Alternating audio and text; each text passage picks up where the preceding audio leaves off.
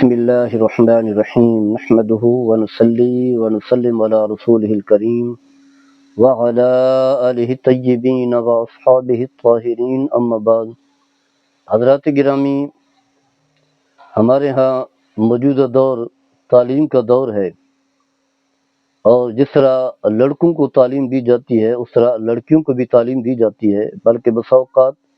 لڑکیوں کو لڑکوں کے مقابلے میں تعلیم زیادہ دی جاتی ہے۔ تعلیم دینے میں تو کوئی قباحت نہیں ہے،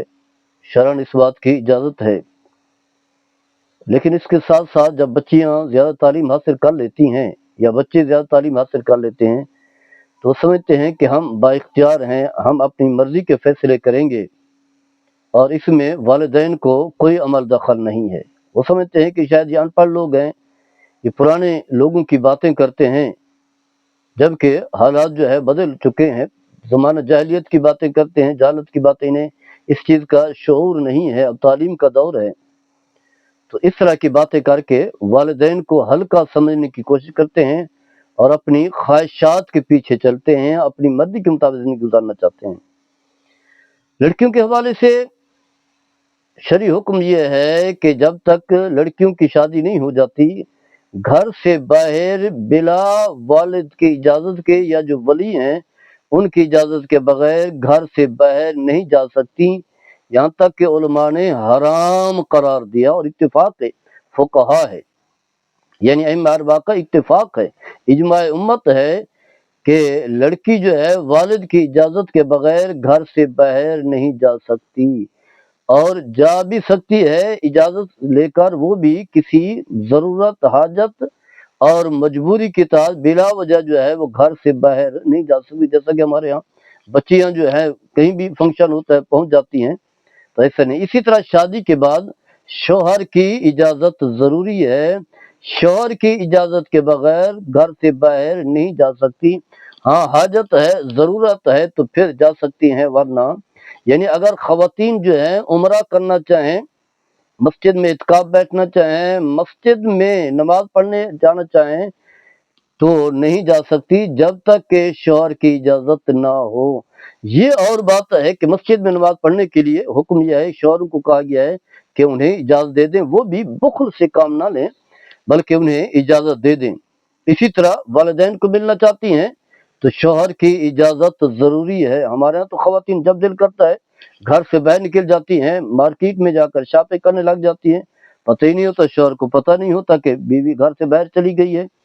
تو الغرض یہ احکام شریعہ ہیں، اس کی برکات ہیں، شریعت پر عمل کرنے کی وجہ سے برکات حاصل ہوتی ہیں، گھر میں رونق ہوتی ہے، چہل پہل ہوتی ہے،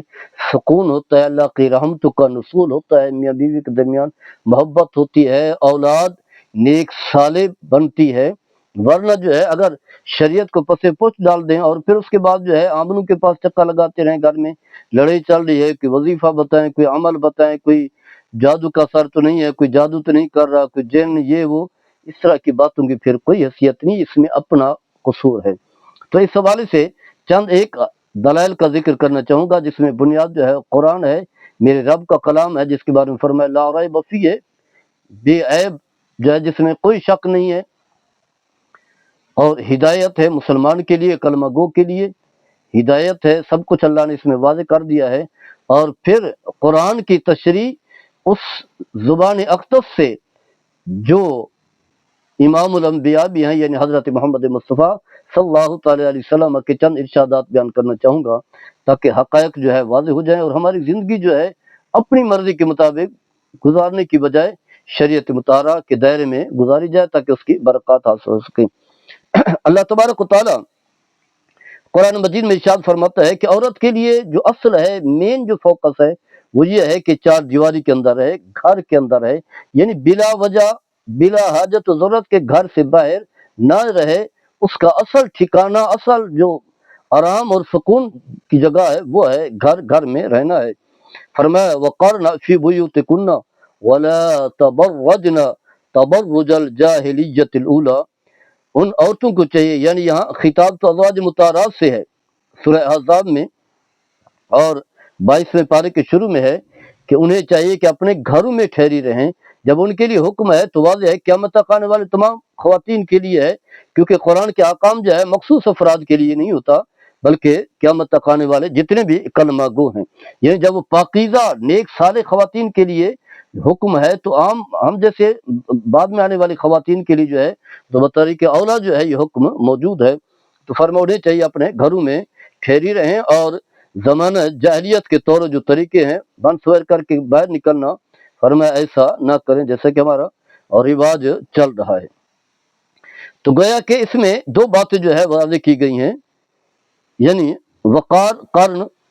کے معنی ہے، اس کے دو معنی ہیں وجوہات بیان کی گئی، ایک ہے وقار اور سکون، دوسرا جو ہے گھر میں ٹھہرنا۔ اس کے علاوہ جو ہے اللہ تبارک و تعالی ارشاد فرماتا ہے ایک اور مقام پر، فرمایا وَلَا تُخْرِجُوهُنَّ مِن بُيُوتِهِنَّ، فرمایا کہ